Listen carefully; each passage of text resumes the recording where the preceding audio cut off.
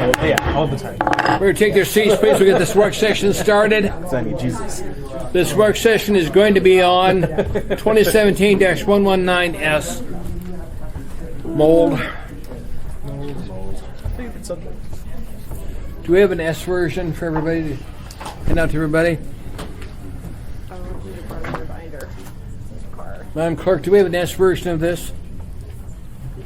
Barbara? Chair, we did not bring copies of the resolution. Do you need copies of the S version? No. I think it would be good to have it. All right, great. I'll do it. I'll just ask if you have it brought up. If you would, please, Yes. ma'am. Thank you. Eric. Yeah, so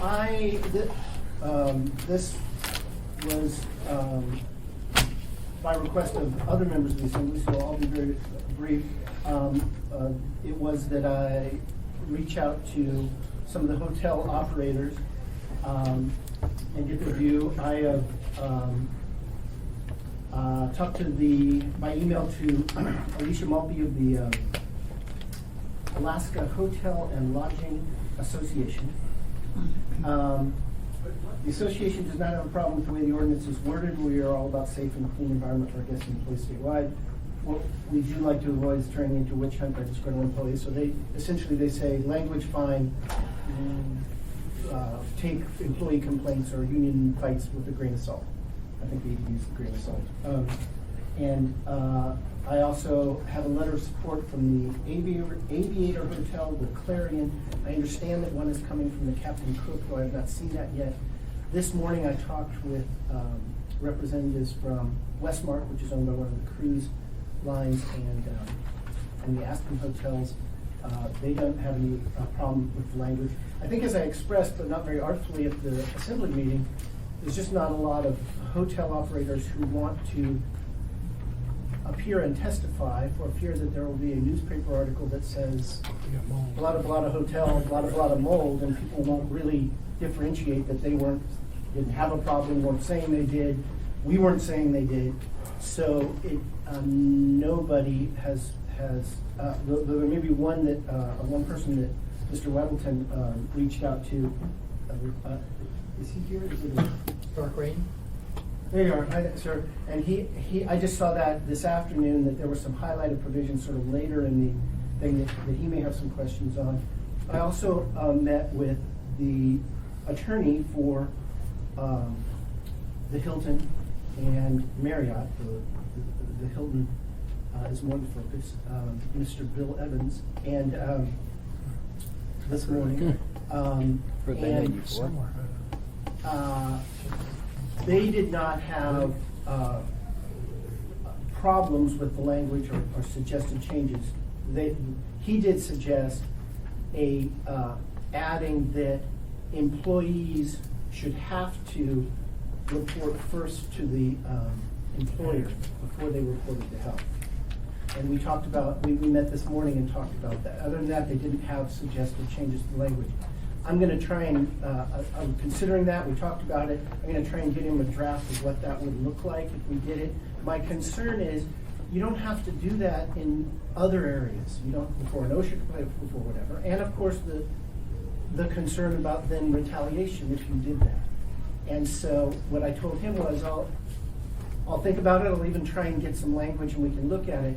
But if I did that, if I imposed a different requirement that employees had to go first or simultaneously through their, make the complaint to the employer, that we'd have to be very sure in the protection section then that they were protected from that complaint, right? You can't require them to do a thing and then have that be a reason to get Terminate him or something. And so I committed to him that I would get some language and he would see if he liked that. But other than that, we've had letters of support, letters of, and a number of we don't have a problem with is more accurate. Thank you, Eric. Forrest? Yeah, so Eric, on that proposed provision regarding a requirement that they basically exhaust their administrative options, if you will, would it be written and it had to be in writing? Because otherwise I could see a set of circumstances where it's just basically he said, she said, right? The employee issues the complaint, the employer says, this complaint is invalid because the employee never told me, and the employee says, yes, I did tell you. And then how does the city adjudicate that? You know what I mean? Would it have to be in writing, or? Yeah, I don't know.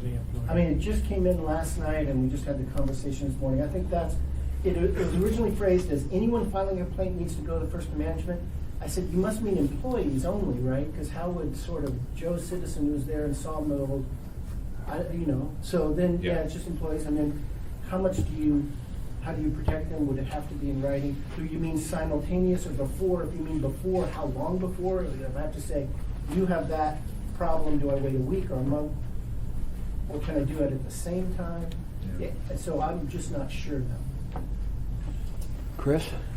You know, it begs the John. question about the opposite of that argument of why wouldn't we want a credible, confidential report to be allowed so that we don't expose employees to threat of harm in their employment, but instead, if there is credible evidence, then give them a vehicle to have someone look, because that seems what I would want. You know, I would want to be protected and just the good faith of your employer. You know, we have laws to protect people against that because those things happen all the time. And so it seems to me that we would want to look at the other side too. John, Dean was raising his hand. Do you want to go to Dean first, or do you have something else, John? Go ahead. Yes. Thank you, Mr. Chair. In code, there are provisions that say for public records disclosure that the complainant or the code violation is confidential of the identity of the complainant. So typically, code enforcement doesn't review the name of the complainant when they inspect. I think that would apply here as well as a general provision in Title III. I want to confirm that they change this and the code enforcement people. Thank you. John? I was kind of getting out of my field. Never stay no. Pete? Never stop at the other assembly person. Thank you, Mr. Chairman. I'll come back to John if you want. So code enforcement is going to be getting involved in going to write up hotels that they find mold in. Is that the procedure we're setting up? And code enforcement is going to try to be the enforcement arm of this situation? I'm sorry, so I was checking with Melinda that, yeah, they are confidential. I guess I'd assumed they were public. They go public at the administrative hearing stage. So you're confidential, you investigate, and if you decide that there's a problem, then you get to face your accuser, and then it all becomes public. On your question, we worked with Melinda and Jack Frost to have kind of a handoff that Melinda can do some things if she wants to, if she feels like it's within her jurisdiction, either just clean up the visible mold, that's standard, or if she has reason to believe of a health consequence. And we've talked about how having mold that you're exposed to is a health risk.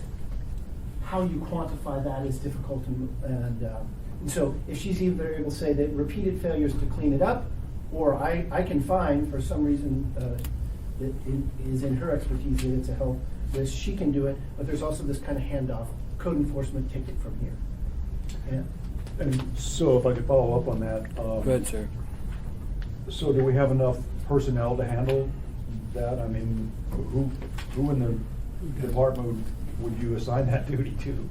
So that's been this fence that it's hard to know which side to come down on that. And Melinda asked for a full-time employee as a part of this bill, and I, after a lot of discussions, didn't agree to that and wrote a C that was essentially for about $5,000 of overtime training and equipment.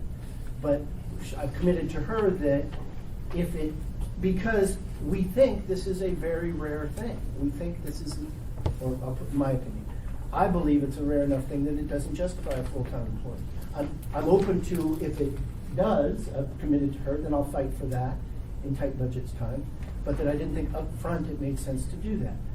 It does require her to have her people have some training, maybe some testing equipment, though we've been very careful that you don't have to test, it's the presence that you're talking about, but some moisture testers and cool things like that.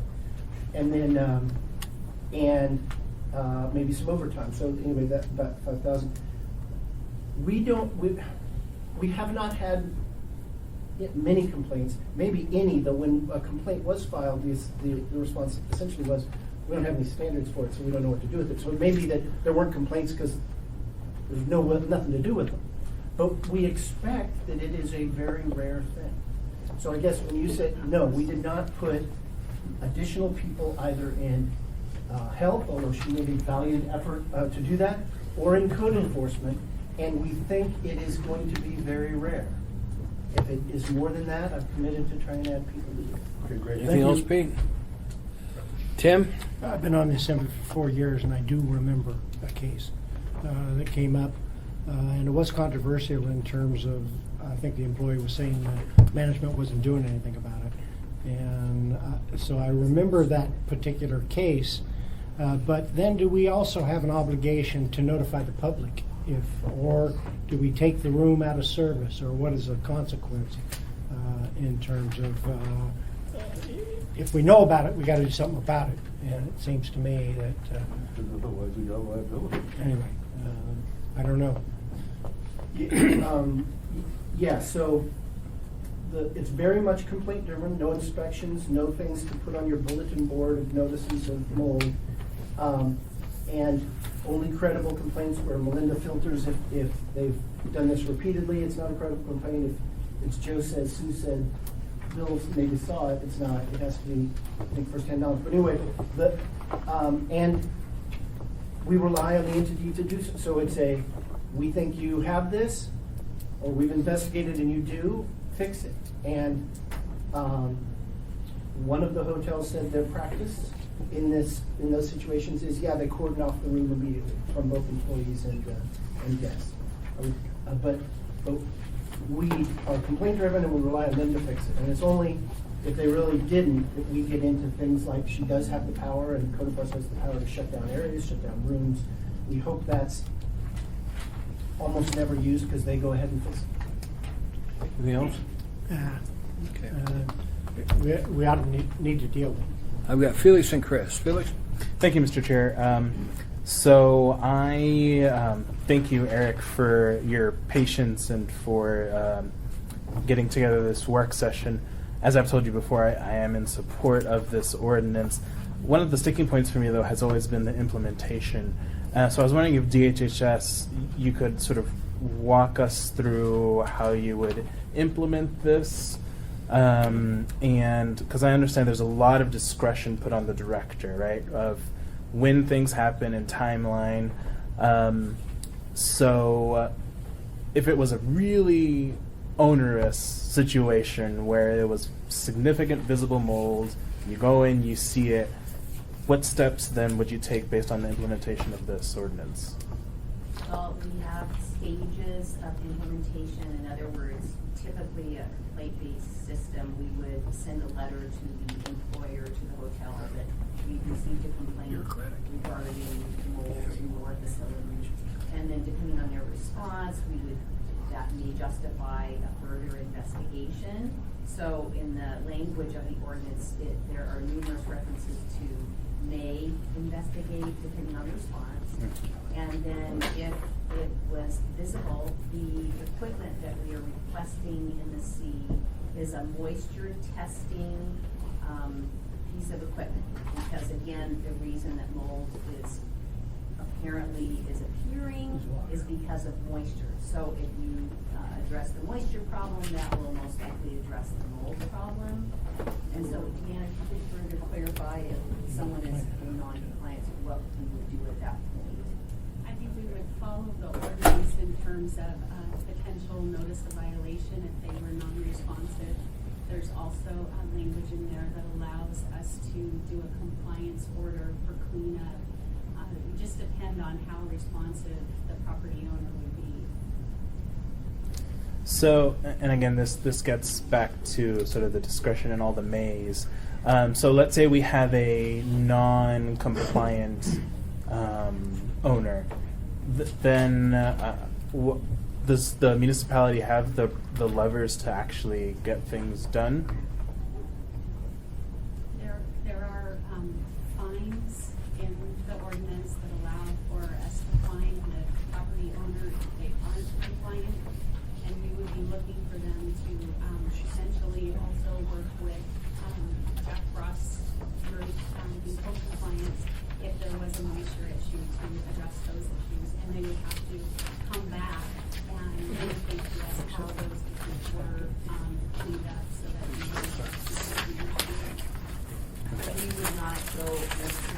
on the superficial, what appears to be the presence of mold.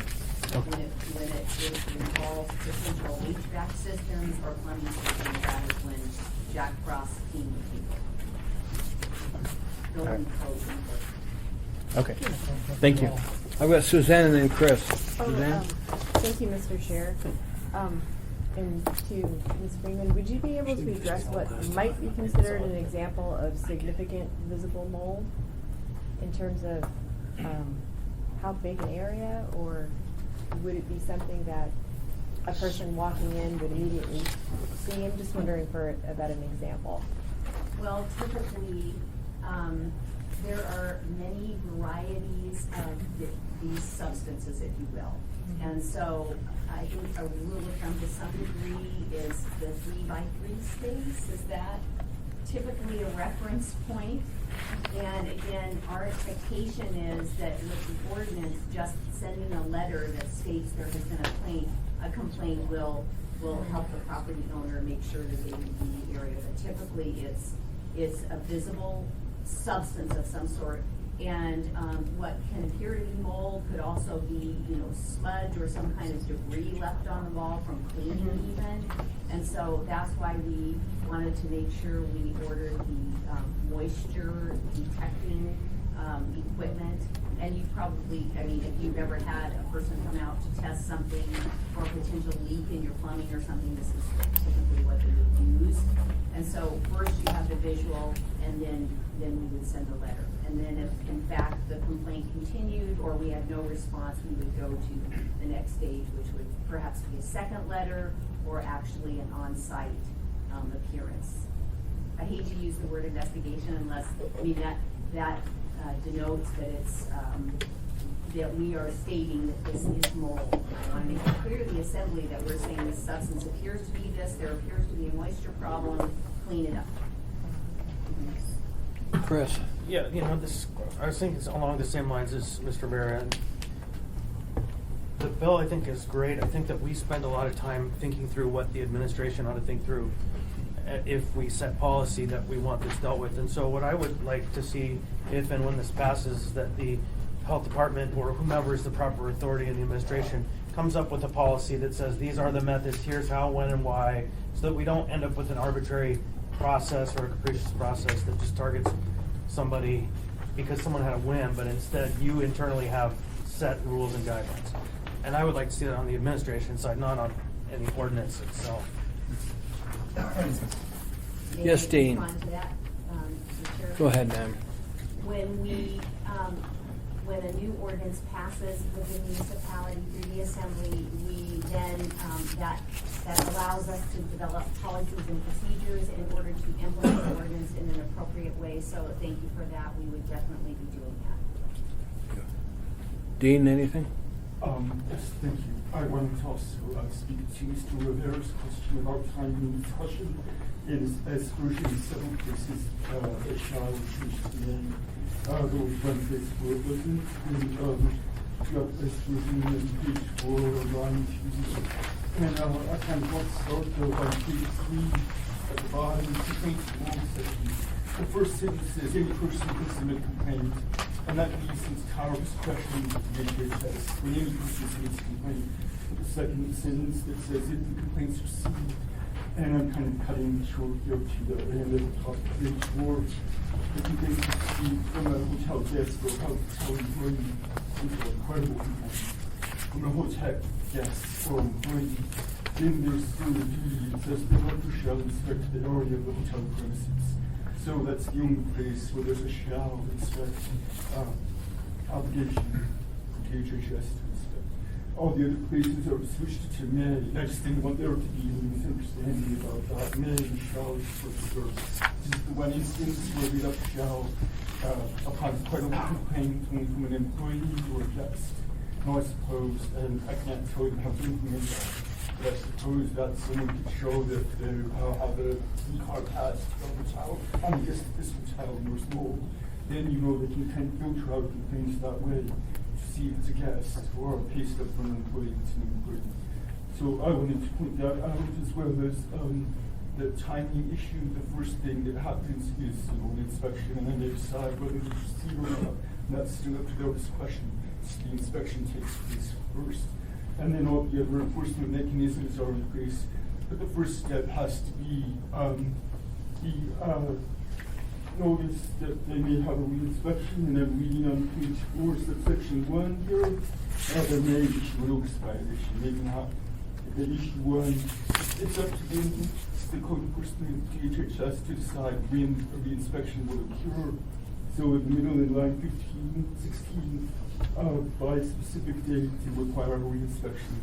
So they can decide how far out, depending on their resources and so forth, as to when that have that re-inspection cleaned or remediated or not. That's the only thing that happens. It's only after that re-inspection that the other enforcement provisions in subparagraph 2 can occur, which is, if it's not clean, and if you've got T, A, B, C, and D, there's all these options. That potentially they can impose that fine from first notice of violation if it's not cleaned up. They can, in B, reissue another one and do another re-inspection again, the specific date that will take place. So they can set out another time for the second re-inspection. And then this says for all subsequent violations. So they can actually go through that cycle as often as they feel they need to. So they take other enforcement measures in C, precaution and closing, or D, the municipality, how they contract to abate the mold, imposing those costs, some which are operator in D. So these are all the options available. They don't need to go that far at all. The only thing that they really have to do is do that initial inspection if it's taken place when the hotel gets employed. That's how I imagine this would work, but I can't tell you just how it would. Thank you, Dean. Question from assembly members. Go ahead. John? John, did your questions get answered? Yeah, it was good. I hadn't thought that did it quite good. Yeah, I just got you, appreciate you going through it, and do you want to testify or ask? You just want me to address the things you highlighted? Either or. I've been through $90,000 mold remediation before, not in Anchorage, but it was one of our other properties outside of the municipality. So I have a little bit of fear about this, especially with the moisture meter. We did our remediation on dormant mold. Dry moisture meter would protect it, but we're proactive and we went ahead and did the remediation. It was in a crawl space, not in the public area where you have guests or employees out. So, Eric? I'm sorry. Sorry. Do you have the answer, or you just highlight it? That would be really helpful. Yeah, Eric, what are you looking for? sure. What, Mr. Chairman? Did you want to take public testimony? We normally don't take testimony at a work session, so I'm trying to figure out what do you want to do? I could. It's your I could ordinance. Well, yeah, so I saw today the 4 areas I think that you highlighted as concerns, and then you had a response, Linda, I just briefly looked at. Sorry, it all kind of happened today. But so, yeah, if I could have the floor, I'll go over those.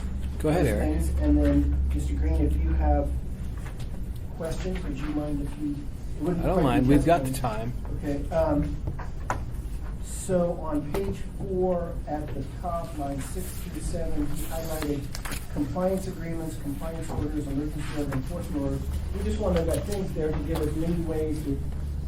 It sounds like you cleaned it up on your own, and good for you. But if she had to order somebody to do it, there'd be a lot of different methods to say, here's our agreed thing you're going to do.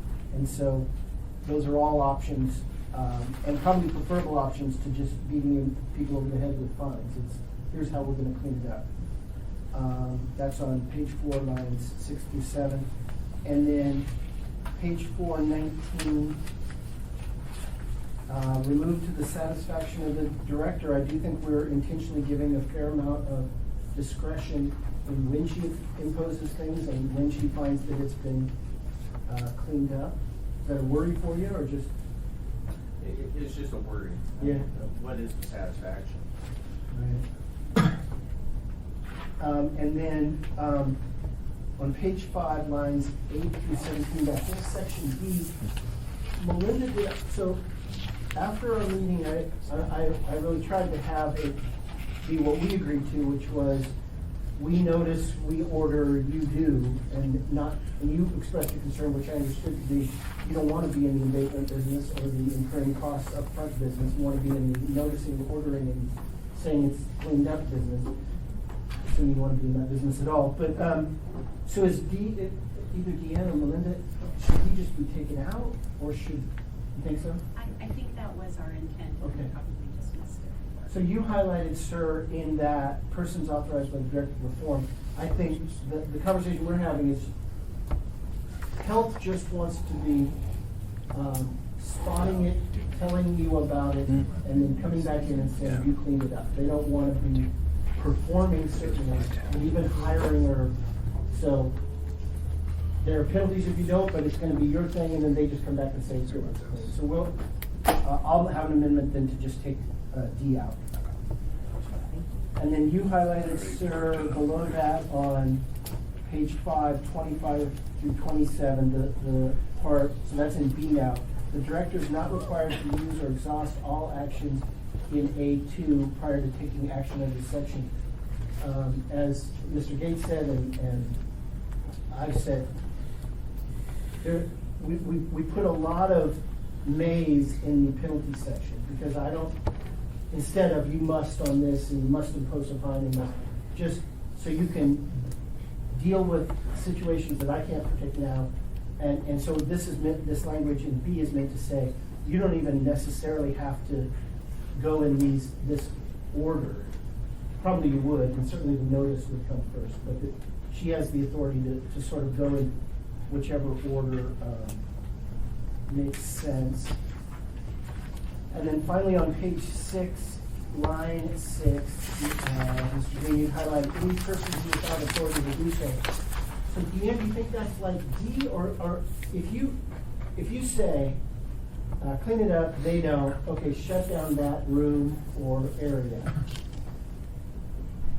except for people the hotel is sending in to clean it up, you're not sending in. Don't you have to have some authority to say who can go in? Otherwise, we say anybody that goes into a placarded area. And then, right, this would be in a down the line, but you clean it up, you don't, you're in the fight about that, finally, okay, shut that room down until you clean it up. Somebody has to go in there to clean it up. So I guess if that's what that means, a person with authority to do so, you would just say, nobody except people who are cleaning it up should go in there. But I don't think that necessarily gets you in the business of abatement, it just gets you authority. So that's what that would mean. Well, I mean, it could be Stuart would give authority to his staff to go in and clean it up. I mean, so that is a little vague there. Who has the authority? Code enforcement, you, hotel management? I mean, who says who can go in? Any person who without authority to do so. Authority from who? Do you want it to say from health or from the owner or both? Well, I mean, the intent there is, right, the public shouldn't be in there, right? And ordinary employees who aren't sent there to clean it up shouldn't be exposed to it. So, Mr. Chair, that actually raises another question. Eric, that raises the question of what about staff members, employees? If this stuff is harmful, then shouldn't they be required to have some kind of training on how to manage and handle the material to abate it? Right? Because suddenly we recognize this problem. so when you did it, you hired a company to go in and clean it up? I did hire a company, and they actually do training at the work. See, I think that's the practice, right? I don't think you're gonna be sending your cook and your, in to do this. You're gonna be hiring somebody to do it, so. Depends on how big it is. Let's keep the cook out of this. Let's keep the kitchen out. In the bathroom, do a water leak that I had off of Just wash your hands. a water riser. I'm not gonna calling out a subcontractor. Right. So, Chief engineers will be taking care of it. I think it's the department's authority.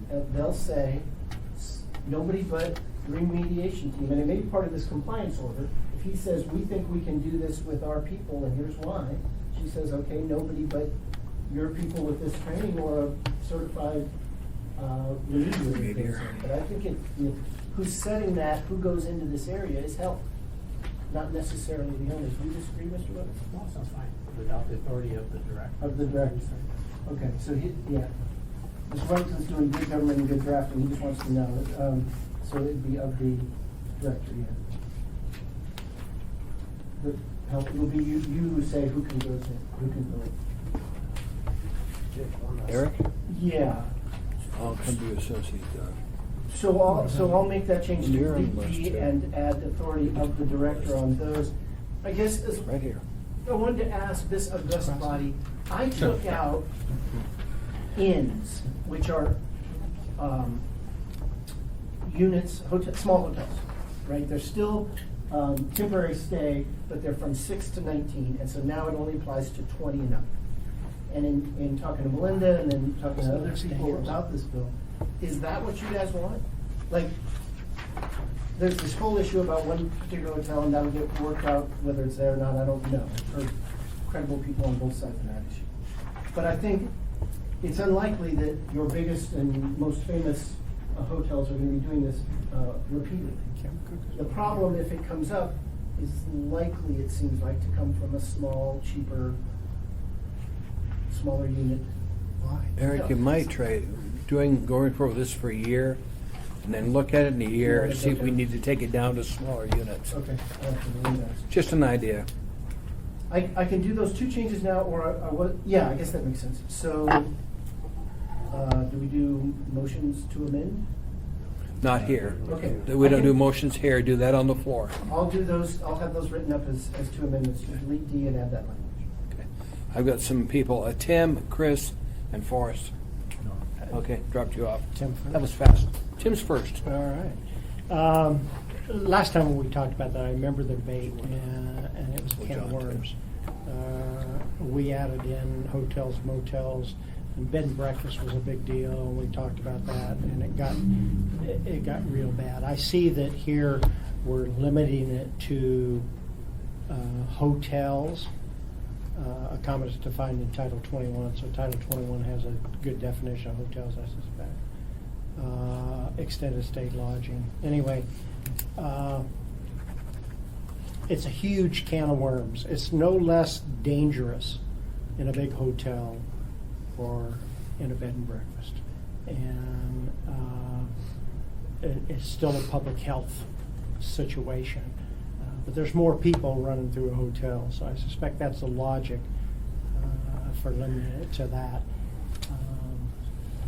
So I don't know how we address, or if we address other accommodations that may also have a problem.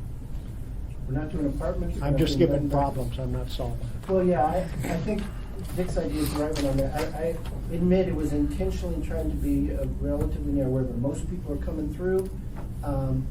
We ought to consciously make that decision. though, Yeah, in so terms we of- can look at it later and say we ought to, it's a much bigger fight and a different fight to include either apartments or bed and breakfast, or to some extent. Well, I'd like Deanna to try and work on this, see how this works, the department, before we expand it to smaller units. Let's see big hotels first, see what our success is, and see what the demand on our time is.